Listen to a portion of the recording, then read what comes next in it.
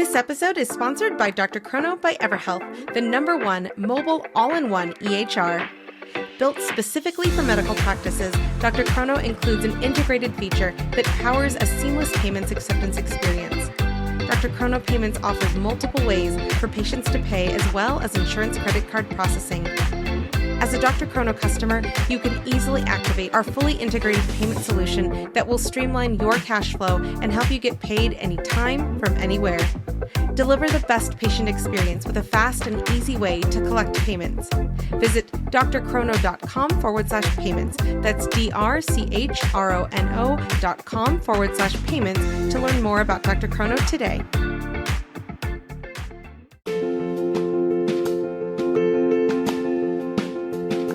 Direct primary care is an innovative alternative path to insurance-driven healthcare.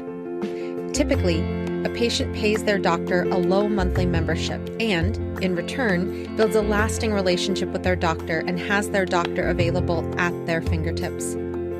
Welcome to the My DPC Story podcast, where each week you will hear the ever-so-relatable stories shared by physicians who have chosen to practice medicine in their individual communities through the direct primary care model. I'm your host, Marielle Conception, family physician, DPC owner, and former fee-for-service doctor. I hope you enjoy today's episode and come away feeling inspired about the future of patient care, direct primary care. I started my DPC practice 6 years ago in the summer of 2017. And my motivation was really getting more control for myself, my life, my work life, my personal life, and also offering something that mainly revolved around having more access to me, having more personal care, and from my perspective, having more control about how many hours I actually have off to enjoy my personal life, but at the same time also controlling the time that I can focus on my patient. I'm Dr. Philipp Olshausen, formerly of Rogue Direct Primary Care in Southern Oregon, and this is my DPC story.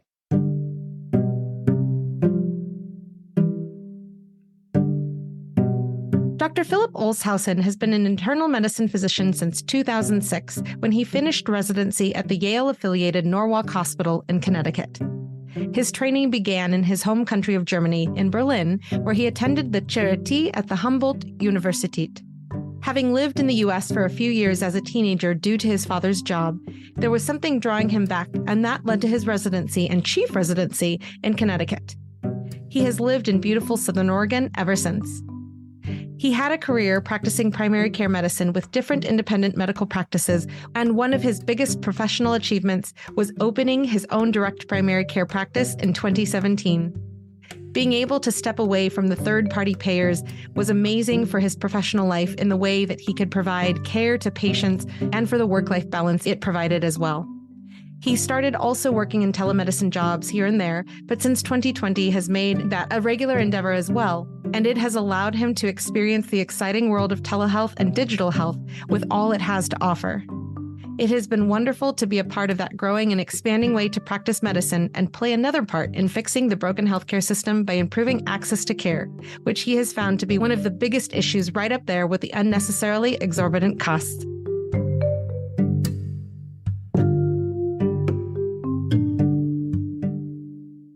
Welcome to the podcast, Dr. Olshausen.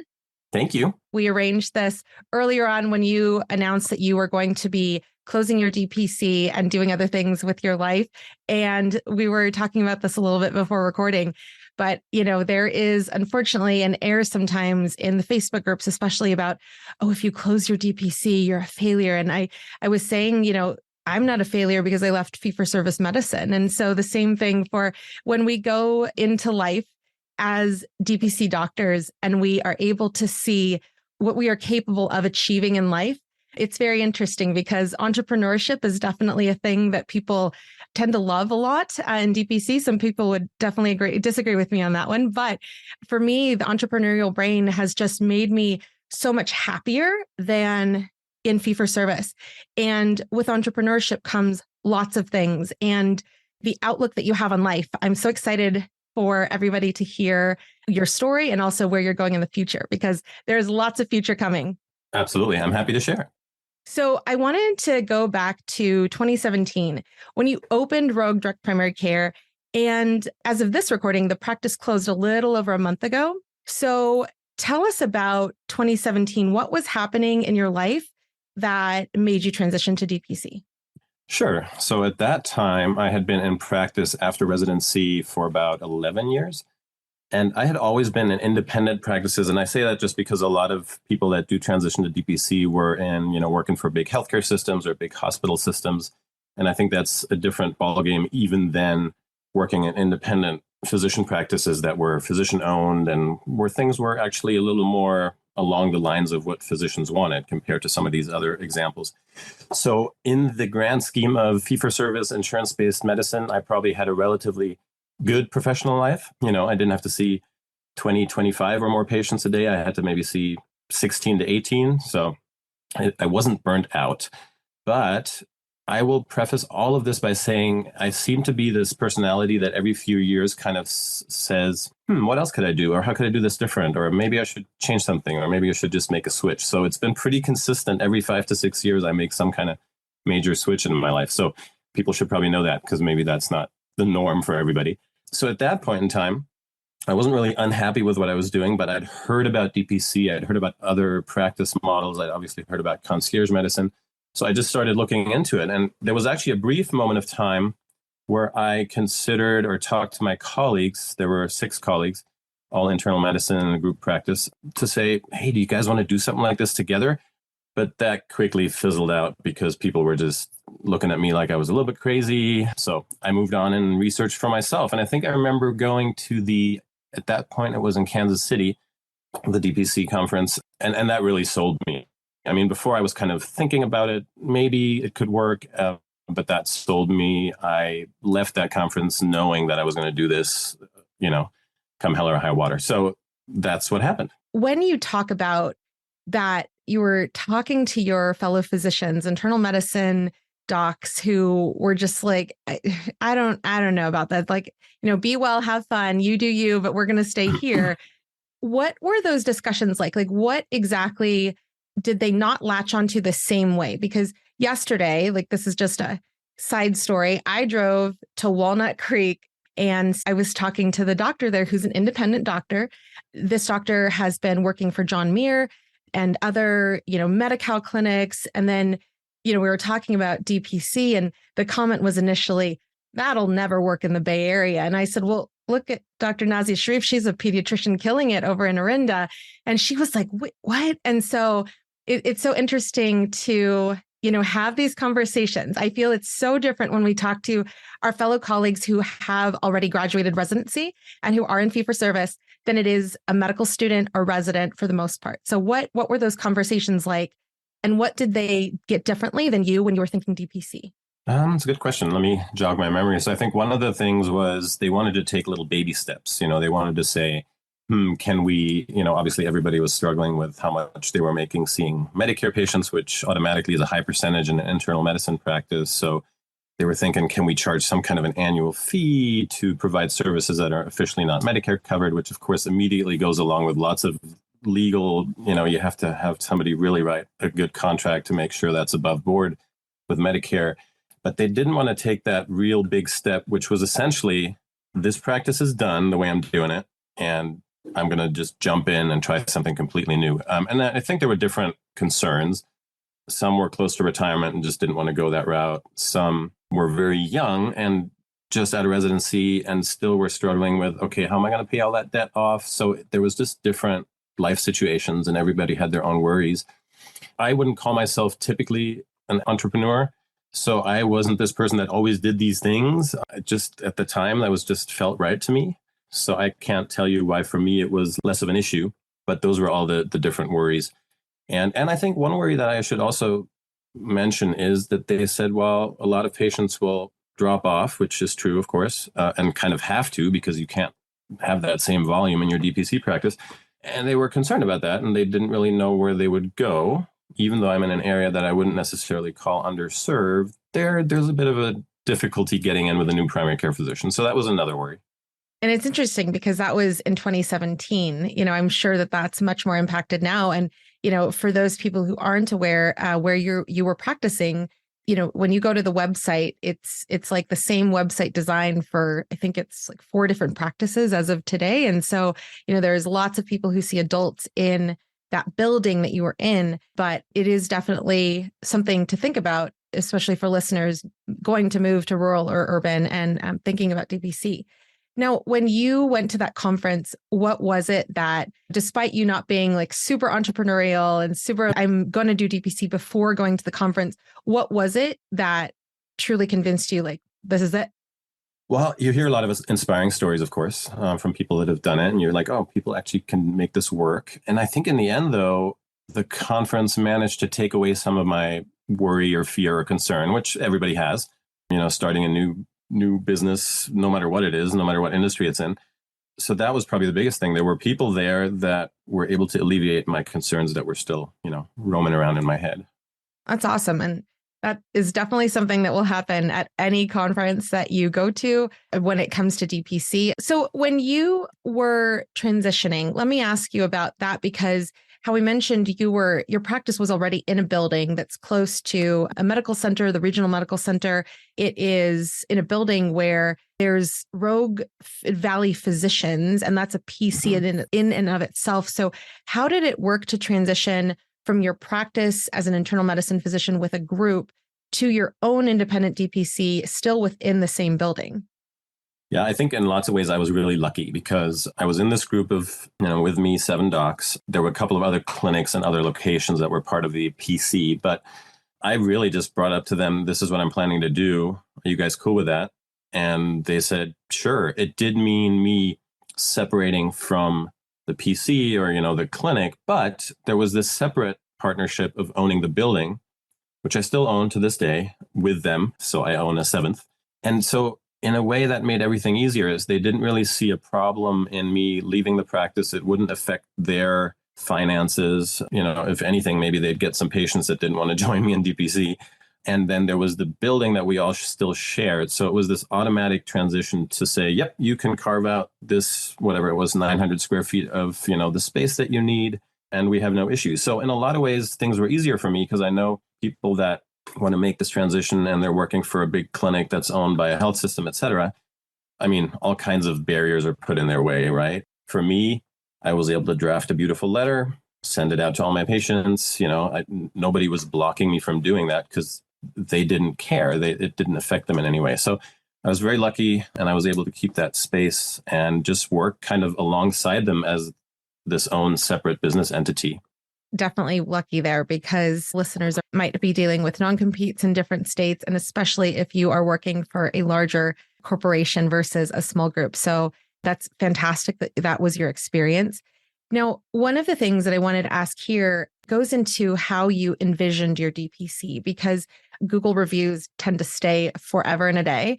And 9 years ago, so definitely before you opened your DPC, there was a patient who had left a review about driving for over an hour, and he was told he had to reschedule, even though he got there on time. And the comment was about how, there was one person who was the front office for you, and there was another medical assistant involved. And it was, again, nothing about your care as a doctor. It was everything to do with the front office and scheduling. And so when you were envisioning, okay, cool, I'm going to do DPC, and this is how I want to make my DPC in terms of patient experience from the get-go, how did you use experiences like Google reviews that were having nothing to do with your doctoring?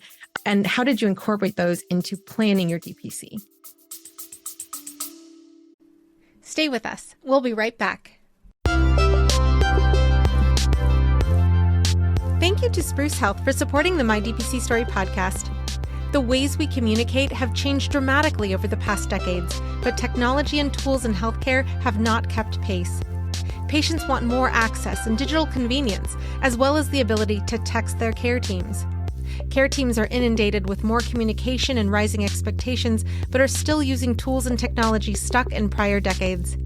Spruce Health created a solution for the tech-forward DPC practice by creating a communication product designed to serve both the patient and the doctor through intuitive HIPAA-compliant workflows, tagging, scheduled messages, and triage templates ready for use, whether you're on your phone or in the exam room. New users get 20% off for the first 12 months of a paid plan with code MARYAL20. That's MARYAL20. So check out Spruce Health today at sprucehealth.com or check out the link in the show notes.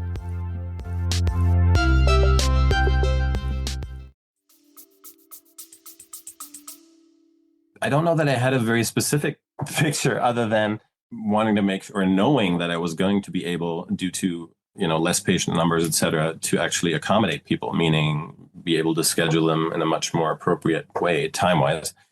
The big question for me was staffing. And so I went into it with, well, I need to have an MA. How is it ever going to work without an MA? And I did have a part-time MA for the first 9 months.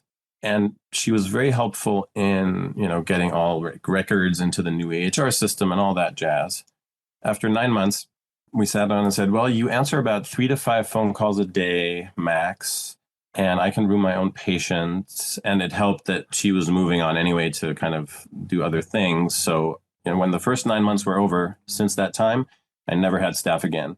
And I feel like in some ways that was the beauty for me of the practice. Yes, sure, I scheduled patients, I roomed patients, but when you have, my max number was 400 patients, you can do that. And when you have good technology, like an amazing EHR, easy to use other tech for things like faxing and replying to faxes, then it actually works. And I never felt burdened or overwhelmed with administrative work at all. So for me, the micro practice concept of no staff was the absolute beautiful. But, again, depending on how many patients you want to have and all that kind of stuff, that may not work for everybody, but I can highly recommend it. Awesome. And in terms of you getting to this place where you were functioning without any staff other than yourself being the wearer of all hats, how did you develop your workflows? Because with you not having, opened your own independent micro practice before, but having been involved in fee-for-service clinics as well as what you saw in your group of 7, how did you develop workflows so that you could more quickly get to that spot where you could be the wearer of all hats rather than having to outsource to different people? I think it kind of just happened because of the EHR I used that incorporated all the, managing the subscriptions from the patients, the medication dispensing, and of course the charting all under one thing.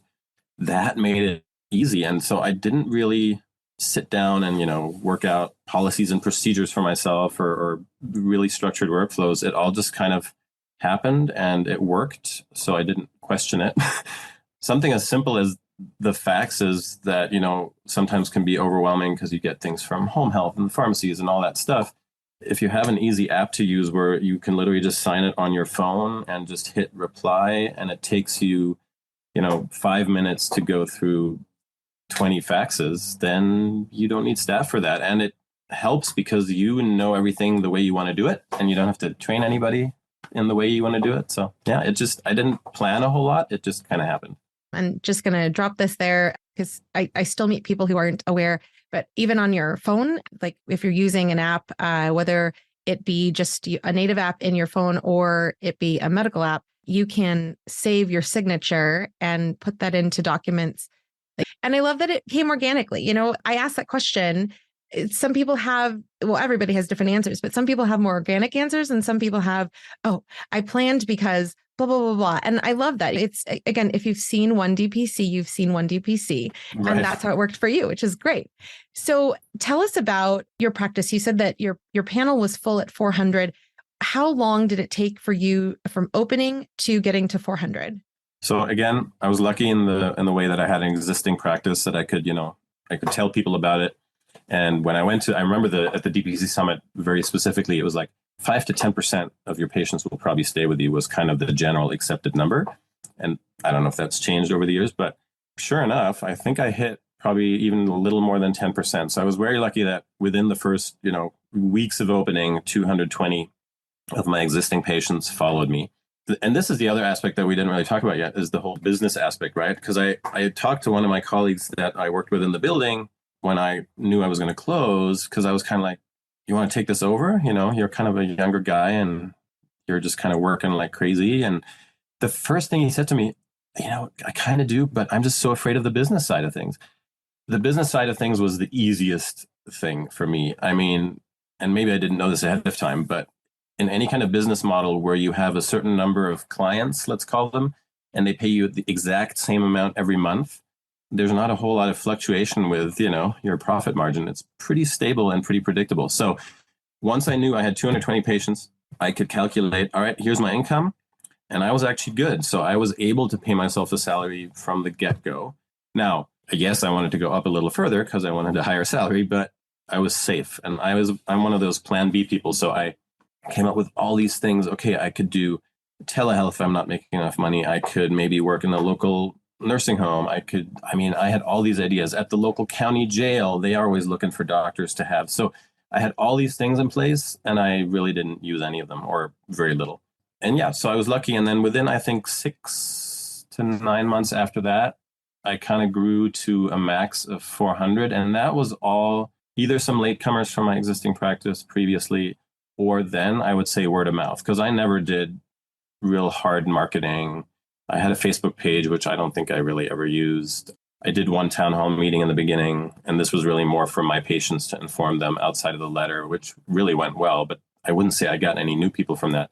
So word of mouth, I think, and everybody probably knows this, is still the best marketing tool, especially when it comes to a medical practice. And Google reviews, fortunately, influence it very little, I think. Awesome. And let me ask there, did you opt out of Medicare once you opened your doors, or did you wait to opt out? No, I planned that right away because I knew that was, especially with me transitioning from an internal medicine practice, I knew I had to make this available to my Medicare patients. So I knew I was going to opt out, and that was all in place right on time. Got it. And when it came to that letter, how you said that, it went over pretty well with your patients. Do you have any advice as to how to approach a letter if you're able to send something out? Because some people are like, do I go into detail about direct primary care? Like, how do I explain it? Or, do I create a very general page and then have a link so that people can watch a video, that I can't put in a letter? How did you approach that letter? Yeah, there's so many. I don't even know if I still have that letter, but I was very honest, as far as the reasoning. And I think the reasoning is going to be very similar for most people thinking about this transition. And I did try to provide quite a bit of detail because I wanted people to understand at least the broad concept. Of course, there's still this issue of some people just don't get the value of it, but that's fine. Some people never will. So I don't think I'm trying to remember. I think I did in the letter already mention there will be a town hall, and whether I already had the date set up or not, I don't remember. But I did want to give that additional opportunity for asking questions because, you can put as much as you want in the letter. There's probably going to be some questions that people are going to have. So, and I think I'm glad I did that. At the time, I was a little bit stressed about doing the town hall meeting, but I just found a spot at the local library that was virtually free. And a good number of people showed up. I can't tell you the exact amount, but I know the room was full. So that was kind of gratifying, and everything was positive. I never got a real bad, complaint or whining response to the letter either. I mean, some people might have thought it, but they didn't say it to me, to my face. So that was nice. I think the funniest thing I remember from the town hall meeting is one person, and I don't think I even knew her, got up and complained I was doing a one fee for all. I didn't do age, based payments. But I did a little couples discount. So if husband and wife signed up, it was really small, like 5-10% max. One person got up and like, you're discriminating against single people by not, I'm like, what? I didn't know what to say. But the funny thing was that then others in the audience sort of, kind of tore her down and said, just basically told her to be quiet. So I remember that very vividly. It's interesting. You can't, like you said, you can't win them all. And when you were at that town hall, what were from the other people who were, in alignment with what you were doing and presenting and who were, wanting to listen to more and more, what were the most common questions that you got from that meeting, as well as anybody who would join the practice? So interesting, nobody ever said anything negative or bad about the actual amount, that I was planning to charge a month, which at the time was $75 a month. And then I think during my years went up to $85 at one point, but that's it. I mean, they just wanted to understand kind of what's included. They wanted to understand, was this somehow negating their health insurance that they had? Just concerns and worries that they had about would something not work because they were joining my practice. Unfortunately, I could give reassurance. I knew I was going to offer discounted labs and dispense medications, so I was able to throw that out already, which I think helped a lot because it just gives these nice little real life examples of, oh, this is my med list. And even though I have insurance or not, this is what I'm paying for it. And this guy's telling me I could get it for this much. Wow. And so if you have those selling points that are just more tangible, I mean, you can tell people I'll be available to you and we'll have longer appointments, but there's always that, will we though? But if you have something real tangible, like you're going to pay this much for lab work or this much for your medicines, I think that helps a lot.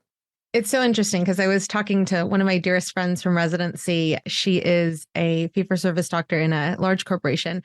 And I think that anybody who talks to me who's not doing DPC tends to like do the justification of like, oh yeah, I love my life. And this is why I love the life. And I'm like, cool. I just wanted to call to say like, hey, it's been a while.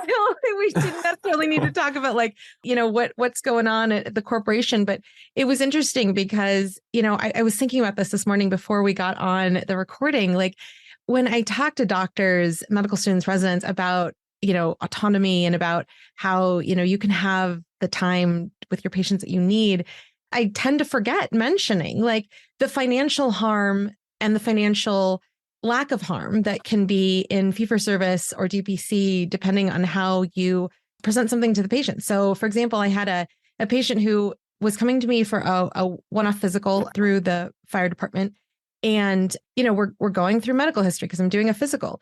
And the price of medication came up. And I was like, this is like, I never talk about this during meet and greets because this question never comes up for us. It's always like, well, I'm so tired. I can't get into my doctor. Got to go urgent care. It's so expensive, blah, blah, which are absolutely very concerning issues on their own. But this patient in particular was saying how, the price of the medication that they were typically on was $300 plus per month.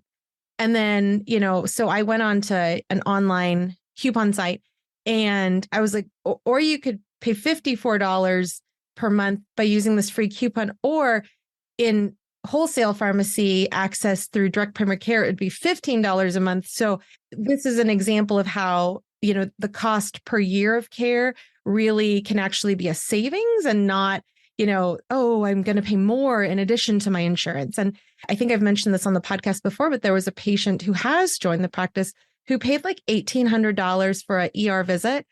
And they were like, you're telling me that I could pay less than $1,800 for a whole year of having you as my doctor. And like, you could have taken care of that over the phone. And I'm like, yes. And there's so many people listening who are like, yeah, I do that all the time, which is amazing. And so, I love that your community had this new access to like, what does medicine actually cost? And like, what does access actually look like? So when you were open, what did your typical week look like? In the beginning, I think I had pretty much a 4-day work week, which I actually had all my life since residency. Fortunately, in every practice that I worked, I had a 4-day work week. So that's good.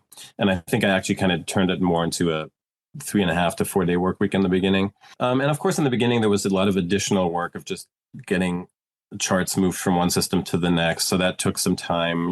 Even though the 220 patients were all my previous patients, they were kind of new patients in the way of the EHR, and just getting used to the workflow that came naturally, but still have to get used to it. I did try to, though, have, I think it was Mondays off, and used Mondays sometimes for some meet and greets and things like that. But yeah, so I think it was a good schedule. I can't recall really ever staying much later than 3 or 4 p.m., which was new because usually before that I would get home more 5 to 6 p.m. Never mind that I gave up all my many, many board responsibilities that for some reason I had acquired over the years of working in insurance-based practice, which I haven't missed for a single second. So, love it. And in terms of offerings at your clinic, did you do procedures in terms of, pap smears, biopsies? Did you offer those services in your practice, and were they part of the membership if you did? I did. So very basic stuff. Yes, pap smears, skin biopsies. They were part of it. Yeah, I'm trying to think. Yeah, pretty much all of them were part of it. Obviously, if I sent the biopsy out for pathology, then that cost would be separate. But again, with some of the lab discounts, pretty amazing cost savings there. But yeah, like EKGs, pap smears, and the actual biopsy, I just included because honestly, I felt that was reasonable. First of all, I didn't have a high volume necessarily, and it didn't take that much time. Yeah, I'm trying to think. I think those were the main procedures that I did. Yep. I didn't do any joint injections or stuff like that. Great. And I asked that because there are some internal medicine doctors who go into DPC who are like, I used to do those things. I totally would love to do those things again. And I haven't done them for a bit because of, the way that the system has allowed me to practice or not allowed me to practice, depending on how you look at it. And, for those types of things, there are so many resources. Like it's a different world out there compared to even 2017 in terms of even DPC physicians learning or relearning or just re-upping on how to do things like that in the office. So thank you for that. Now, in terms of, as you look back on your practice, what was the number one value proposition that you could say your patients took from Rogue DPC? In the end, it was just the access. And by that, again, I don't just mean getting an appointment, although that was a big one too. But just, I was very open when it came to doing things via email and text. I know that some people, and this was also my worry in the beginning, and some people are like, oh, aren't you going to just get texts 24/7 every day? And didn't. I mean, I think 99.9% of patients totally respected at least approximately, working hours. There was a couple of outliers, but that was fine. But just to have that, even just small questions that I wouldn't even consider an issue, or that would just able to reassure them within, a few minutes or even half an hour if it took me a minute to reply. After closing now, I think I've probably heard that more than even during the practice, is just that, were we ever going to find somebody who just is there? Like if we just have a question, we don't even need full on medical care. We just have a question. Can you reassure us about this? Can you give us information about this? And we don't have to wait for it for a week for somebody to call us back. That really seemed to be the biggest thing, especially for Medicare patients that probably have just statistically more questions, more medical issues. For them, it was huge. And I don't think they are receiving, as a general statement, really good care or good access to care in our healthcare system right now. Stay with us. We'll be right back. Have you tried an AI scribe in your clinic? Well, I've tried so many, and I can say Heidi Health is the best AI scribe I have come across thus far. With Heidi Health, I can create unlimited customizable templates for my notes to help me truly cut down on the time I'm spending charting. Template for pediatric well child check? Done. Template for weight loss management? Done. Some of my favorite things I've built into my AI template, beyond the general soap note, are having a list of actionables for our team to take after a patient visit, having the diagnoses listed, and creating an after-visit summary for our patients. Not only have I found Heidi Health to be the most helpful, customizable AI scribe so far, it's also more affordable than most out there. So try Heidi Health today and see how you can harness the power of an AI scribe for your practice. To get an entire month of Heidi Pro free, go to the homepage of mydpcstory.com and click on the Heidi Health ad. Especially when it comes to not only having access to your primary, like that could take months, but then having the time within that visit, but when you do finally see your primary, to actually flesh out what the concerns are, addressing them appropriately, and then the wait to a referral if you need to. So even just going back to you providing, like, yes, you can actually do a pap smear. You do not have to see a gynecologist to do that. Right. Like I have that conversation with patients, and they're like, but isn't that like a specialty thing? And I'm like, it's a doctor thing. And so like we actually all rotate in obstetrics and gynecology is one of our required rotations as medical students even. So that people are still blown away by that. And it's like, I love educating them on actually the truth about the matter is like lots of us primary care docs are able to do a pap smear.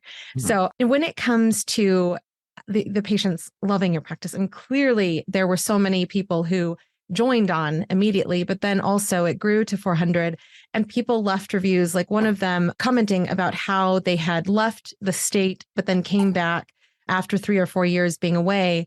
And this person was so grateful to find you again as their doctor. And so I wanted to ask now about when you decided that you were going to close your practice, with knowing that your patients loved having access to a doctor who knew them, who had the time to spend with them. What was going on in your mind space of the thoughts about like, okay, I think it's ready for me to close the practice, and this is how I'm going to approach it with my patients who I still care about?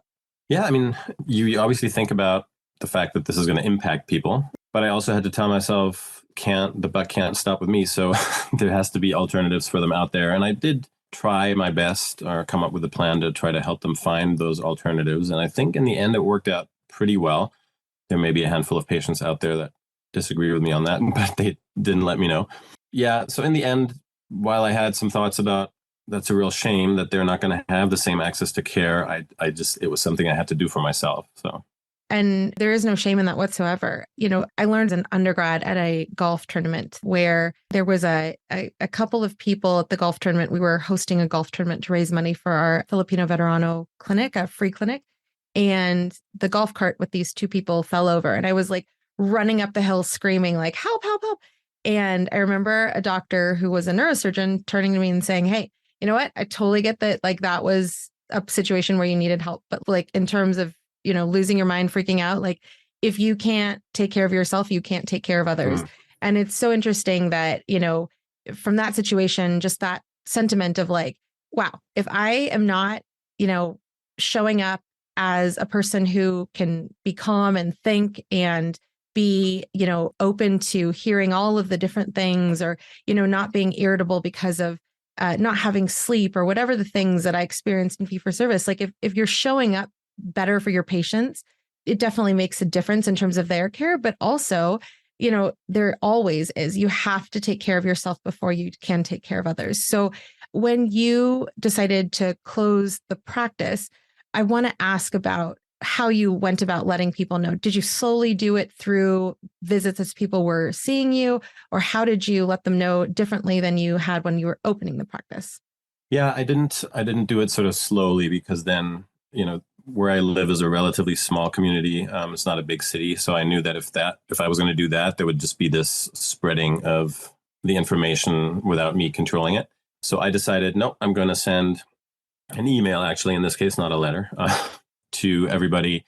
And I picked the time frame to be 3 months before my closing, which I felt was, way more than the kind of required 30 days, which for a practice closing seems a bit tight. Especially knowing in our area that finding a new primary care doc wasn't going to be super easy. Yeah, and I think that was a good amount of time. I think it was generous. Yes, there was a handful of patients who said it wasn't, but I said, honestly, anything longer than that would not make sense for me, certainly. Yeah, so I sent out the email and I actually made sure that I touched base with every single person. Some people replied, so I knew they got it, but anybody who didn't reply, I touched base with each one of them to make sure, did you get the email?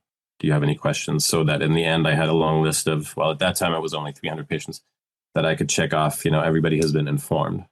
And not just with letters like you're describing, but also just messages back and forth in general.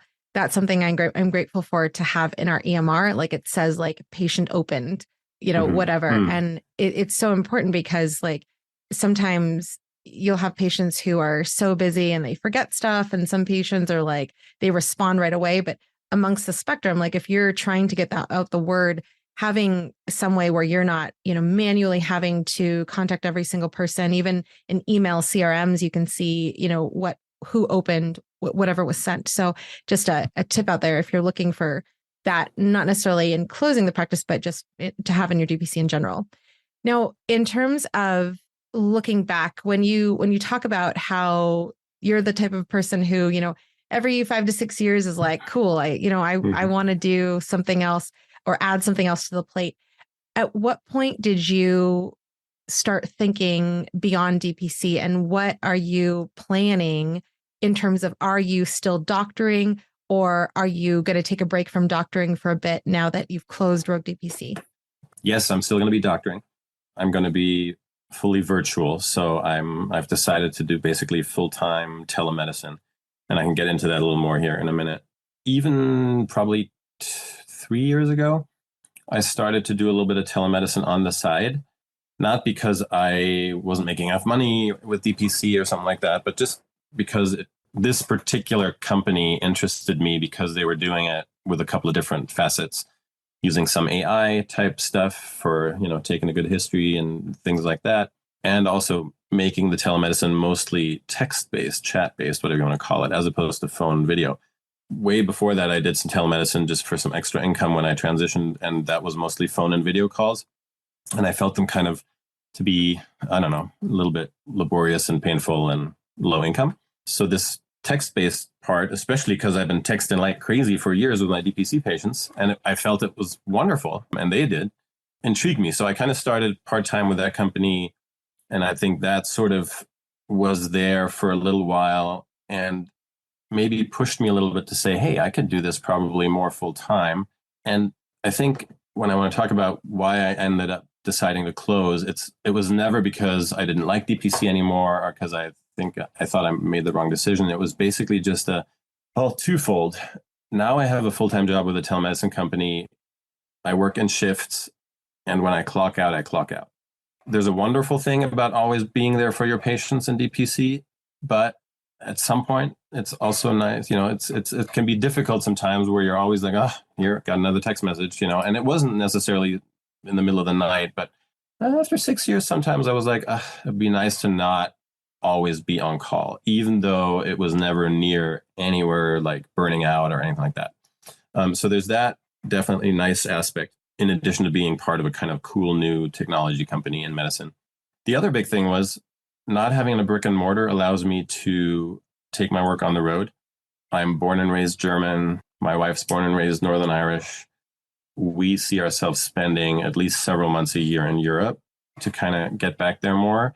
And I can do that with this setup because you can do that from pretty much anywhere. So I love it. I ran into a doctor who stopped by the Office of the Future when last year there was, I think 7 of us were at Office of the Future, FMX, and we were talking to just, our fellow physicians, medical students, residents, whoever came up about DPC. And it was wonderful because people were, really learning what DPC is, how it's different from concierge, that it can work in any community, that you can do it, at any age. If you're 60 and you want to open a DPC, you can still do that.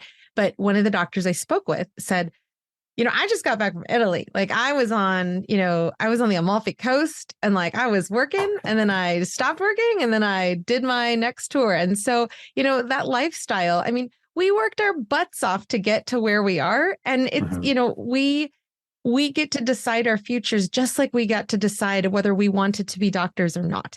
And so again, I put that out there because I don't believe in the stigma that like, if you close a DPC, that you are a failure. That is like far, far, far from the truth. So when you talk about travel and you talk about spending time with your wife, I think about also all of the doctors who, unfortunately, we trained with, who dedicated their entire lives to fee for service. They were burned out. They did not know their families. And clearly that's not everybody in fee for service, but the people that we were exposed to, a couple of them, when they finally retired, they got cancer and died within the first 2 years. And it's like, it's one thing I think about in terms of how, my husband, he transitioned to DPC because he was in a place where his role was eliminated to be replaced by a non-physician model. And that Band-Aid was ripped off. And he's like, well, I'm doing DPC now. And I'm like, cool. Like, I wish you would have done this earlier because he's way happier. And, just when you are happier, you're also able to evaluate what you want to do with life differently than when you're just like, I just have to survive today. So love that. Now, when you had decided you were going to close and you had told your patients, how else did you prepare your practice in terms of making sure that you could have your files accessible for 7 years? Like, how did you prepare to close the practice? I mean, other than making a very long to-do list, my first thought was, is there some way I can, first of all, have somebody take over the practice for 2 reasons. First of all, that would be great for patients to just stay where they are and just meet a new doctor and maybe get a little bit of a financial, gain from having built this thing and, maybe selling it on. So I looked into all that. Unfortunately, in the end, it just didn't work out. I actually talked to a colleague in, was it Idaho, I think, who did the whole sale. And for him, it did work out. But the problem for me was nobody locally wanted it. Again, I talked to a couple of people, but they were either scared of the business side or just didn't want to risk it. And then I was contacted by 2 colleagues, not local, but from Portland and from California, who wanted to consider buying the practice, but not actually practicing there, but having it to hire physicians on. Because there's certainly physicians out there, I think, that are considering the DPC model, but maybe not having their own shop, but maybe working for somebody that has the shop and they can just have a nicer work life, but be either salaried or, some kind of system like that. So these two docs that contacted me were looking into that, and that would have been great. The problem was, where was that doc they were going to hire to actually see my patients? And that doc just never was found, either by me or by them. So neither of those attempts worked out. And in the end, I just, had to close without kind of the benefit of making a little bit of money from closing the practice and having my patients have that continuity of just a new doctor. Outside of that, it was just all the usual stuff. I found a record management company that now has all the records, which is surprisingly not cheap, but at least you don't have to worry about it, because I wasn't going to be sending out records for the next several years. And then just all the little stuff. I had to obviously talk to my building owner partners about, I'm not going to be basically occupying the space anymore. So if you guys want to put somebody in there, and I'm still looking for somebody who might want to lease the space, rent the space, hasn't happened yet, but that's just another part of it. Gotcha. And when we talk finances, I want to stop here and ask about how you valued your practice financially, because some people, when they're talking online about like, oh, I want to buy a practice, it's a fee for service practice and they're charging this much. How did you come to the numbers of like what your practice was worth when you were reaching out to people to potentially sell your practice? So the first thing I did very early on is actually talk to a professional service that does these kind of valuations. And even just starting to talk to them, it sounded very complicated and very expensive. I mean, just paying them for evaluating my practice would have been so much money that I just at that point said, no, thank you. I talked to this colleague who successfully sold his practice, and it almost sounded a bit like, look at your number of patients times your subscription fee. So basically your gross income and then minus overhead, and then do a certain percentage of that, whether that's 50% or 30%, because there's obviously going to be two issues. One is people are still going to leave. They're like, well, I was going there because of this particular doctor and don't want a new one. So, and I think that's essentially how he did it, and therefore came up with an amount. That's how I was considering doing it. So, maybe 30 to 50% of what that gross income was, but it never really came down to that.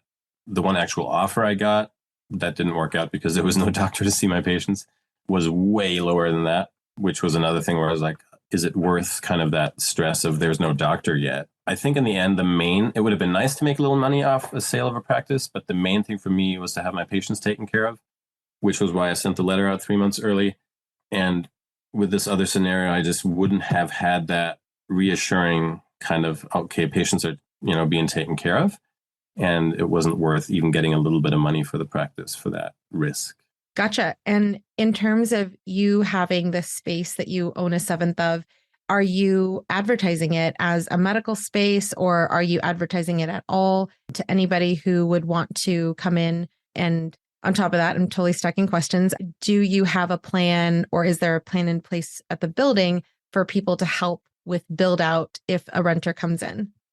Yeah, so we did advertise in a couple of different ways. And I've shown it twice, and then this was really funny. So pretty much after I closed, I think a colleague that works at one of the big healthcare system primary care practices reached out to me and said, I want to do DPC. I'm like, why couldn't you have just called 4 months ago? We could have made this a smooth sailing transition. But so he may still look at the space. So yeah, at this point, we're just looking to find somebody to use the space. There is a little bit of wiggle room to, use one or two other rooms that are in the building. But I don't think the other colleagues in the internal medicine practice are currently looking at expanding. So, but there's also not this desperate need to fill it right away. Obviously, you don't want to have unused space if possible, but it is a relatively small space in the whole building. So not a huge deal. Gotcha. And as we talk about that, you and any other doctor who closes a practice, like Dr. Donna Gibbons closed her practice in Grants Pass, I believe a year or two before you did. Mm-hmm. And she's loving life, I believe, in Wyoming. You guys are not failures. Dr. Erica Bliss closed Q Alliance, and she is not a failure. She's up and running in her own Equinox primary care now in Seattle. So when we talk about not the physician, but this idea that the practice, can it fail or not? And when we hear people saying like, oh, a DPC could fail if, do you think a DPC could fail in the definition of not be a practice that attracts people and grows over time? And if so, what do you think contributes to those factors? I mean, I think like any small business startup, it can fail. And I don't think I've ever met a particular physician that had that, unfortunate thing happen to them, but I've heard of them. So I know it happens, and it's just logical that it does.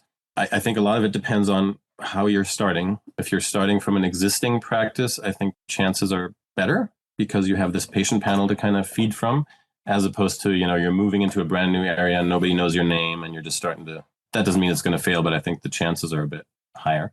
So the geography plays a big role, whether you have an existing practice. If DPC is known in the area. Right. And of course, a need. So here is very interesting because there's 2 neighboring towns that each have a DPC practice. But in the town where I was practicing, which is kind of the bigger one in this area, there is really not one.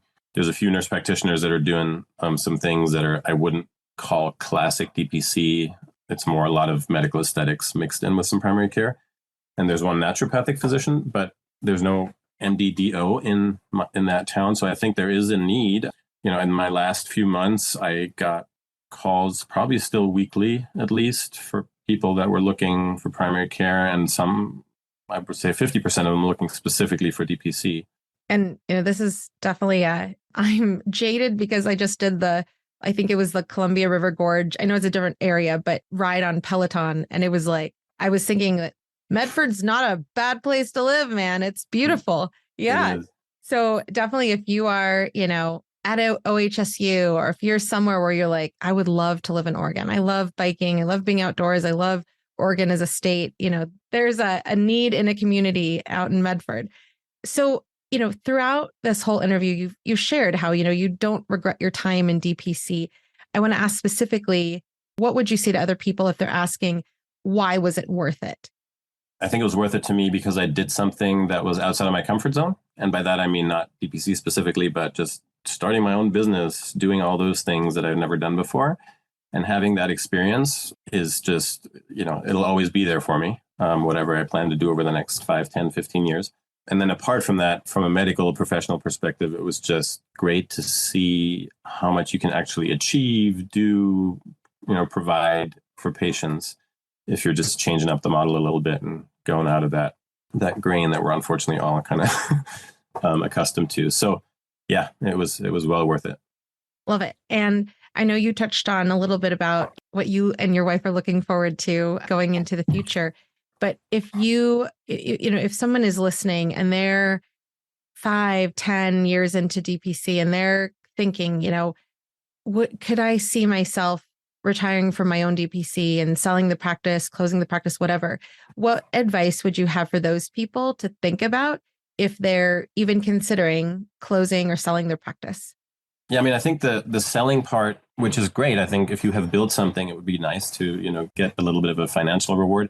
You want to plan really early. So if closing your practice is a last minute decision, that's going to be tricky, unless you're in an area where there's just loads of doctors around, just, really wanting to start a DPC practice, which was not the case here. So planning a sale super early as possible is huge. And then just being really kind to your patients and giving them a good heads up. And as far as the what's next, I don't know that I can answer that because that's going to be so different for everybody. Some people are actually going to retire. And this was hilarious because so many of my patients are like, well, happy retirement. I'm like, you realize I'm late 40s. I'm not retiring. I wish I could, but no, that's not going to happen. So I didn't make such, that amazing of a financial decision throughout my life. So yeah, the what's next is going to be all across all these possibilities. And my wife's already laughing at me because yes, sure, I just started this new full-time job and I'm working for a company now. So it's kind of cool because I have health insurance again, which health insurance? Health insurance sucks, but this is actually the best health insurance I've ever had. I can't believe it. It's like low deductible and covering all this stuff. It's just amazing. So that does actually exist apparently. But I'm already I've started to do a little bit of expert witness work, very low volume, but I'm already looking at that possibility. And then there's, you can collaborate with practices, kind of be medical director for practices. And now that I have 24 state licenses for my telehealth business, I can do all kinds of stuff all across the US. So I guess that's just me.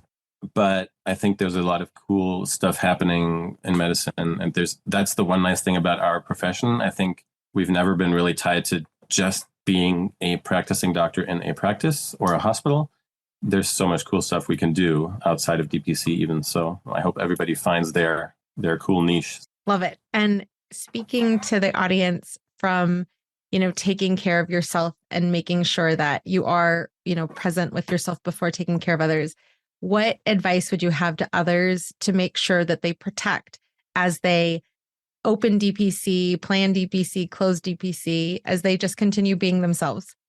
Yeah. So try to, even if you think in your brain that you love the idea of DPC and that you're pretty confident that you'll have, more free time, more personal time, still plan on how you're going to achieve it. Because I think I've heard people complain, or at least mention that, I'm still so bogged down by either people reaching out via text message, et cetera. So, there's the big boundary issue that's talked a lot about on all the DPC Facebook groups and stuff like that. So think about it ahead of time.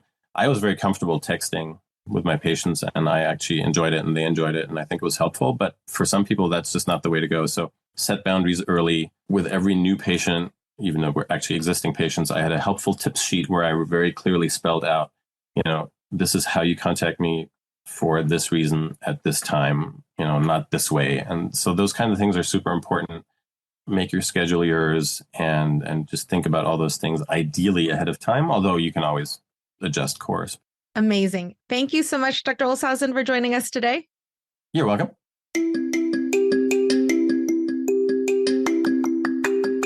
Next week, look forward to hearing from Dr. Amber Beckenhauer of the Healthy Human DPC in Blair and Ashland, Nebraska, and yours truly, as we have a candid conversation about life, DPC, and what's been going on over the past year at Big Trees MD.